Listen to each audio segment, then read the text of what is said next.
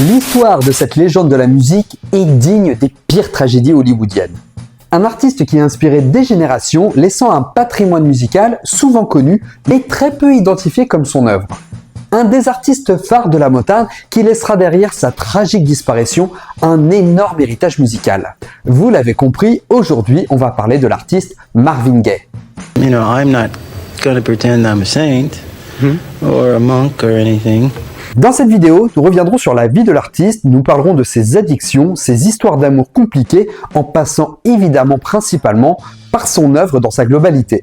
Le conduisant à un des drames les plus controversés à l'origine de sa disparition prématurée en 1984. Mais pour bien commencer notre histoire, je vous propose de retourner au 2 avril 1939. C'est à Washington que Marvin Gaye Jr. voit le jour. Il est le 4e enfant de sa mère Alberta Gaye, ayant eu 2 enfants d'une première union, et le 2e enfant de son père, le révérend Marvin Gaye Sr., un homme d'église fondamentaliste américain. De par la profession de son père, Marvin Gaye fréquente régulièrement les églises et c'est là-bas qu'il commence à apprendre les rudiments de la musique et également à travailler sur quelques instruments tels que le piano et la batterie.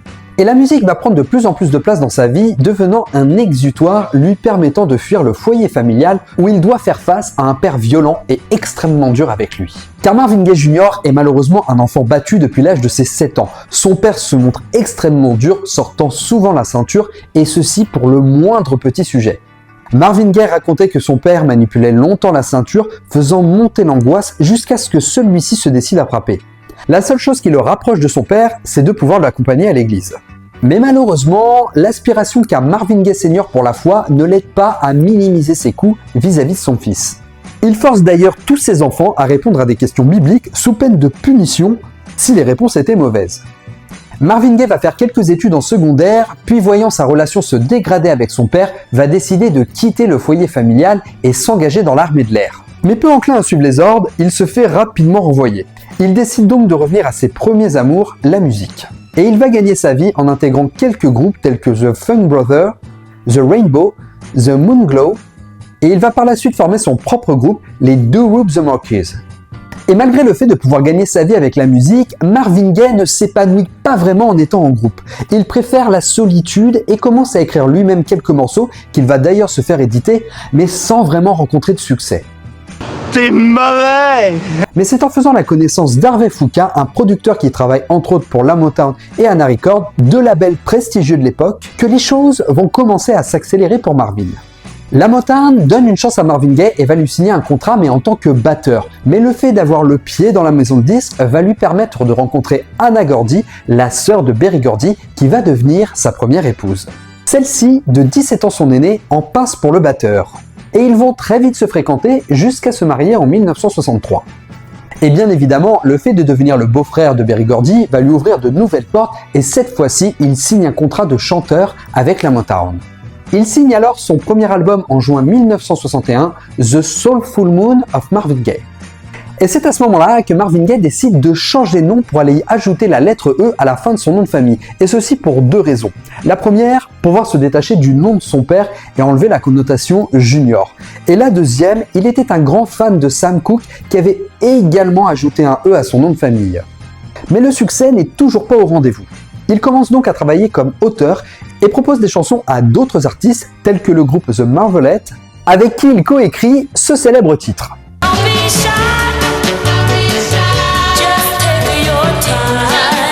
Et c'est à ce moment précis que la carrière de Marvin Gaye va prendre un tournant et va même vivre une ascension assez surprenante. Éditant un premier single se retrouvant à la 46e place du Billboard Hot 100 avec le single Stubborn Kind of Fellow. Et il enchaîne évidemment avec son deuxième album du même titre.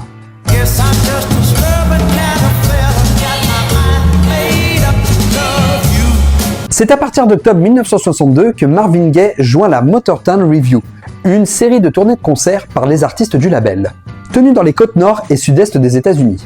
Et c'est à ce moment qu'il enchaîne quelques albums solo, notamment un avec Mary Wells, Together.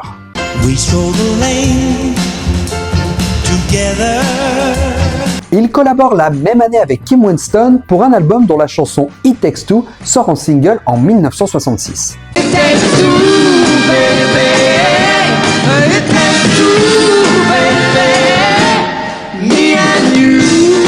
Et Marvin Gaye rentre ensuite dans la cour des grands avec son album How Sweet Is It to Be Loved by You.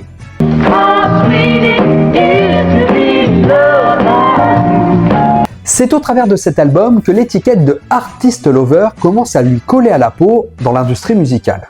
Et au même moment, il rencontre une de ses plus grandes collaborations musicales qui va lui faire prendre un nouveau tournant avec l'artiste Tammy Terrell. Tammy Montgomery est une jeune chanteuse qui se fait remarquer au début des années 60 par le producteur Luther Dixon. James Brown veut également collaborer avec elle, puis la fait signer sur son label Try Me Records. Elle se marie ensuite avec le boxeur Ernie Terrell et prend le nom de son mari pour la scène. Tammy Terrell signe donc avec la Motown et propose de collaborer avec Marvin Gaye pour pouvoir lancer sa carrière, profitant évidemment de sa notoriété. Un premier album est enregistré et c'est la consécration du duo avec le titre encore très populaire aujourd'hui, Ain't No Mountain High Enough.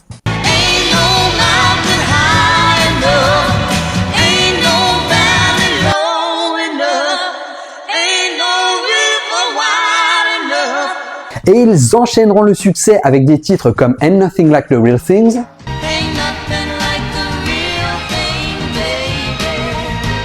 ou encore le sublissime You're All I Need to Get By.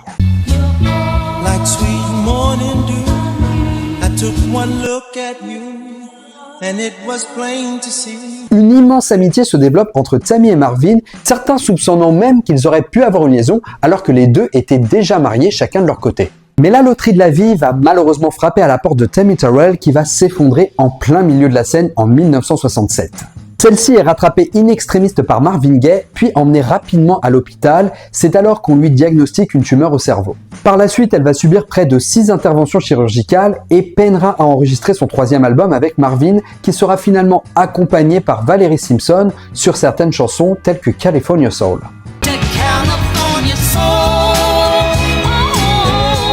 Marvin Gaye essaye de soutenir son ami tant bien que mal, mais continue tout de même à enregistrer en solo à côté. L'album In the Groove va voir le jour en 1967, et l'année suivante, il sort un de ses titres les plus cultes, éponyme de l'album I Heard It Through the Grapevine.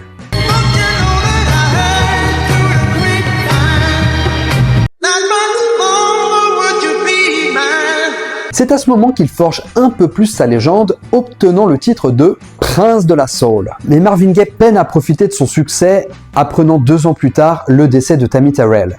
Une disparition dont il va ne jamais se remettre. À la suite de la mort de Tammy Terrell en mars 1970, Marvin Gaye sombre dans la dépression. L'année 71 va voir naître pour Marvin Gaye de gros problèmes d'addiction pour la cocaïne et l'héroïne. Et après de longs mois de solitude et de réflexion, il revient avec un nouveau disque, What's Going On.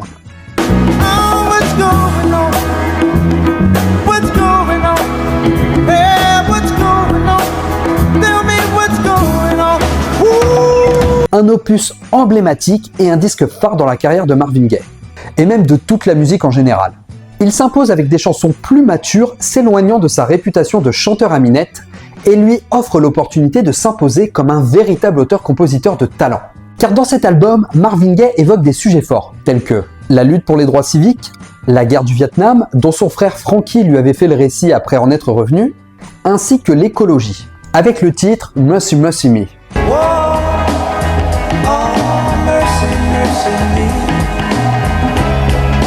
Et dans les paroles de la chanson éponyme What's Going On, Marvin Gaye fait référence aux violences de son père. We don't need to escalate. Et ce qui est fou, c'est de se dire que à la base, Berry Gordy, il n'est pas foufou à l'idée de sortir cet album. C'est un visionnaire, ce mec. Hésitant sur le côté trop éloigné de la cible habituelle de Marvin Gaye. De plus, les tensions vont commencer à se sentir entre les deux beaux-frères au vu des conflits naissants avec sa femme Anna Gordy. Mais avant que les choses s'enveniment, Marvin Gaye se lance tout de même dans la bande originale du film Trouble Man.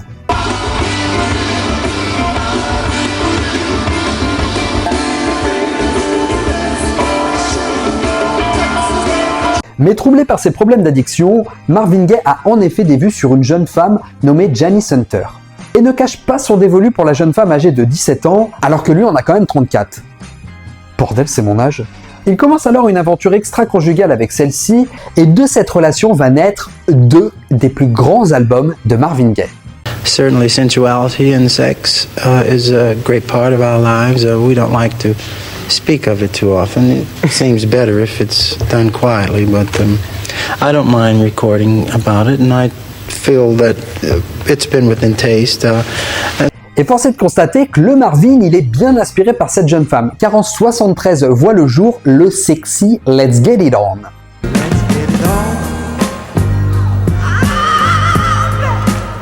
Après, c'est vrai qu'on a l'habitude d'écouter cette chanson dans un contexte plus muy caliente, mais si vous prenez le temps d'écouter les paroles, vous voyez que Marvin Gaye essaie tout de même de mêler à la fois le plaisir charnel avec la foi spirituelle, ce qui pour le coup était pas forcément évident à l'époque. Dans un contexte d'Amérique très puritaine, l'album fait parler de lui et semble au premier abord transgressif, souvent d'ailleurs discrédité par ceux qui n'ont pas pris le temps de lire entre les lignes de l'album. Et en plus, cela accentuait ses conflits avec son père qui détestait quand son fils faisait plus d'audience que ses récits religieux. Et en parallèle, il enregistre un disque commencé en 1971 avec Diana Ross, sobrement intitulé Diana et Marvin.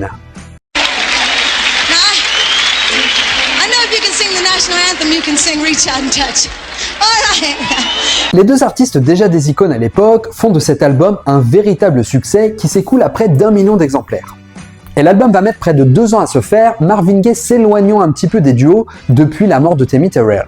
Et à ce moment, la Motown décide de se concentrer sur la carrière montante de Diana Ross en solo, qui devait d'ailleurs pour le coup son premier succès solo avec une reprise de Ain't No Mountain High Enough.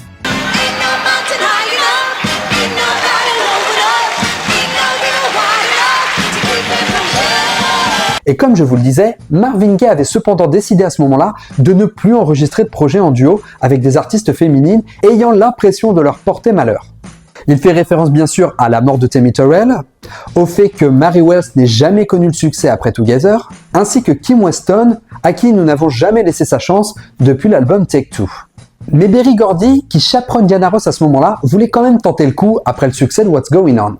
Marvin hésite, mais pense que cela pourrait être bon pour sa carrière d'avoir ce genre de projet avec Diana Ross et décide donc de finaliser le projet.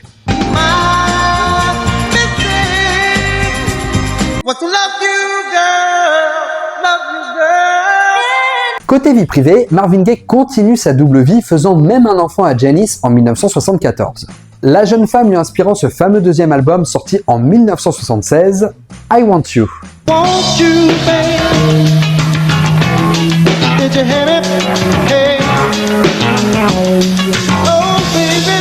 Et cette fois, l'album ne s'oublie pas dans une subtilité ou un message caché, assumant totalement son côté tumultueux et fait de l'album le plus sensuel de l'artiste sex symbole. Un album qui va être totalement boudé au moment de sa sortie, mais qui va rétrospectivement devenir un des plus cultes de sa carrière.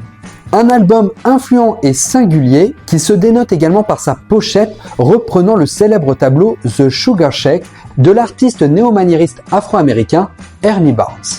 Mais cette sortie d'album est le coup de grâce pour Anna Gordy qui décide enfin de demander le divorce. Une procédure qui va le mettre également en péril face à sa relation avec Berry Gordy et donc par conséquent avec sa maison de disques.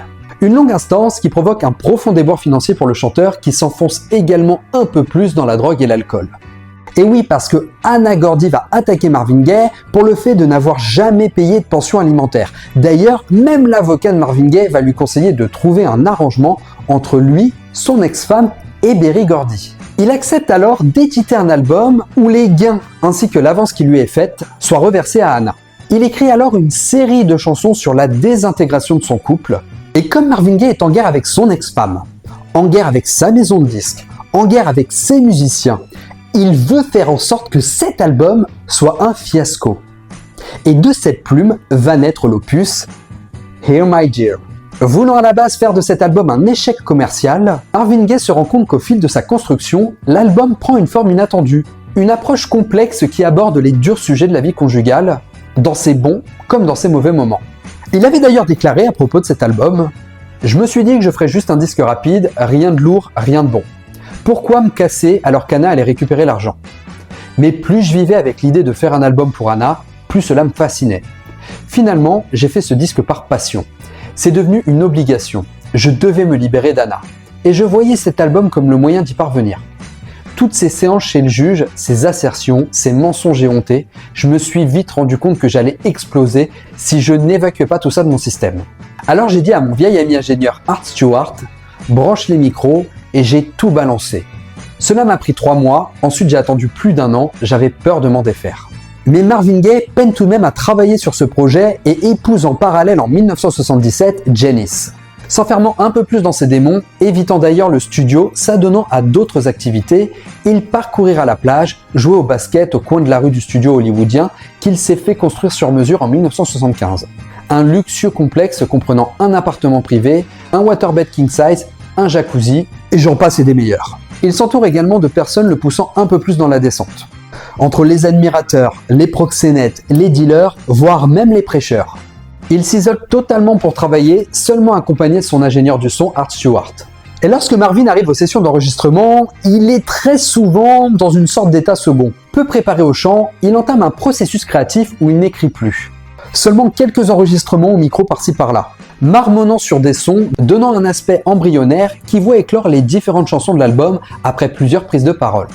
Et quand on prend le temps de décomposer l'album Hear My Dear, on constate que chaque chanson est une étape dans la relation amoureuse. La rencontre avec I Meet a Little Girl, passant par la chanson Anna's Song visant directement son ex, puis l'étape qui vient toujours le moment de se poser la question « Qu'est-ce qui se passerait si on arrêtait de s'aimer ?»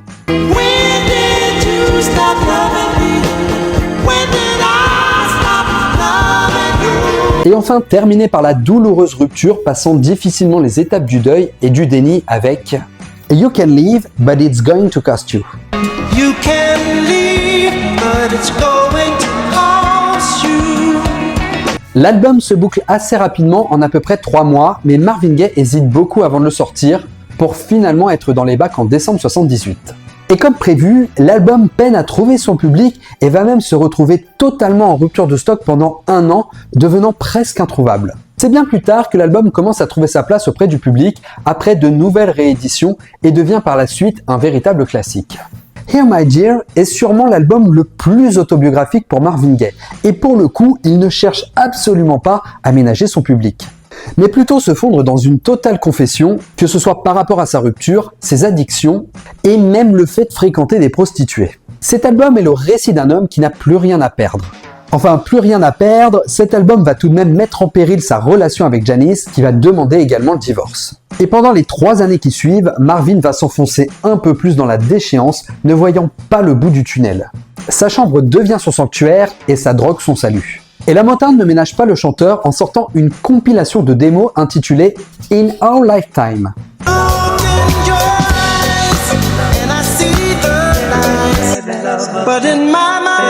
Après, contextuellement, il faut dire que la maison de disques voyait bon nombre de ses artistes phares quitter le navire. Même Marvin Gaye va dire au revoir à Motown pour se lancer avec CBS. Et pour l'occasion, il part s'isoler 1 an et demi en Belgique dans la ville d'Ostende pour reprendre du poil de la bête et préparer son retour sur le devant de la scène. Il rappelle son premier producteur Harvey Fuqua pour travailler sur ce nouvel album qu'il enregistre en partie en Belgique. Puis de retour à Los Angeles, il livre son nouvel album intitulé The Midnight Love. Un album qui impose son iconisation dans les années 80 avec son titre phare, Sexual Healing.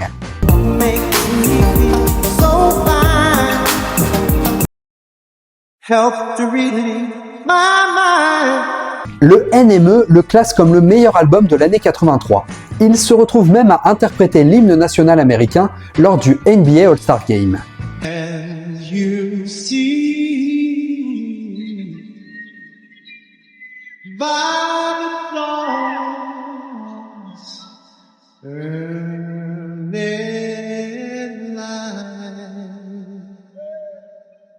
Mais malgré ce titre phare, Marvin Gaye peine à convaincre un nouveau public. Ce qui le fait plonger dans une grande dépression, décidant de se réinstaller chez ses parents dans la maison qu'il leur avait achetée à Los Angeles. Et bien évidemment, toujours prisonnier de ses addictions. Il en profite pour veiller sur sa mère qui se remettait d'une intervention chirurgicale, son père étant absent du foyer depuis quelques mois, celui-ci étant seulement de retour à Los Angeles en octobre 83. Car en réalité, Marvin Gaye Sr. était retourné à Washington pour vendre la maison familiale, mais sans le dire à personne. Un événement qui accentuera un peu plus les conflits entre les deux Marvin qui ne cesseront d'en venir aux mains à chaque contact. Mais cet événement va marquer le destin tragique de Marvin Gaye. Nous sommes le 1er avril 1984. Et ce jour-là, Marvin Gaye Sr. s'énerve n'arrivant pas à trouver des papiers. Sa femme Alberta cherche à l'aider, mais celui-ci lève le ton sur elle. Marvin entend la dispute au loin et décide d'intervenir lassé des frasques de son père et du traitement qu'il inflige à sa mère. Il hurle sur son père, mais celui-ci ne va pas répondre tout de suite et part s'isoler dans la pièce d'à côté. Marvin Gaye veut mettre un terme au diktat de son père et l'oblige à sortir de la chambre. Le père refuse, mais le fils n'a pas l'intention de lâcher le morceau. Ils en viennent aux mains, sûrement encouragés par le fait que Marvin Gaye était sous l'emprise de la drogue. La mère de Marvin sépare le père et le fils qui part s'isoler avec elle pour se calmer. Mais ce que Marvin ne sait pas, c'est que avoir levé la main sur son père est l'affront de trop. Le révérend rumine dans son coin et prend la décision vers 11h40 de prendre son arme, un calibre 38, qui ironiquement avait été offert par le chanteur 4 mois plus tôt pour les protéger de cambriolage. Il se présente à l'embrasure de la porte et tire 2 coups. Marvin est touché à l'épaule, au flanc droit et la balle perfore plusieurs organes vitaux. Il est très vite emmené aux urgences, mais il va malheureusement décéder des suites de ses blessures peu de temps après son arrivée. D'ailleurs, la mort prématurée de Marvin Gaye a souvent fait débat, faisant même écho d'une théorie disant qu'il aurait tenté de se suicider en offrant cette arme à son père. C'est la sœur de Marvin qui avait indiqué après avoir trouvé son frère en train de mourir que offrir cette arme à son père était un suicide prémédité. Elle avait déjà entendu son père dire que si un jour son fils lui levait la main dessus, il n'hésiterait pas à le tuer. Elle laisse donc supposer que Marvin aurait offert l'arme à son père et l'aurait frappé volontairement pour le pousser à tirer.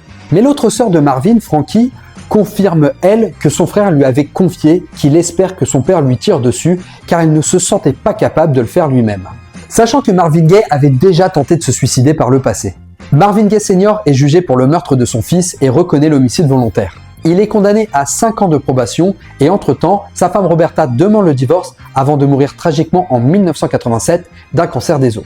Et Marvin Gaye Sr. va passer le reste de sa vie en maison de repos jusqu'à sa mort en 1998 à l'âge de 84 ans des suites d'une pneumonie. Quant à Marvin Gaye, il va être incinéré et ses enfants vont disperser ses cendres près de l'océan Pacifique. Ce qu'on peut dire, c'est que Marvin Gaye était un homme qui partait avec de très mauvaises cartes. Et il avait pourtant réussi à amener quelque chose dans le monde de la musique et donc faire quelque chose de sa vie, en donnant beaucoup d'espoir.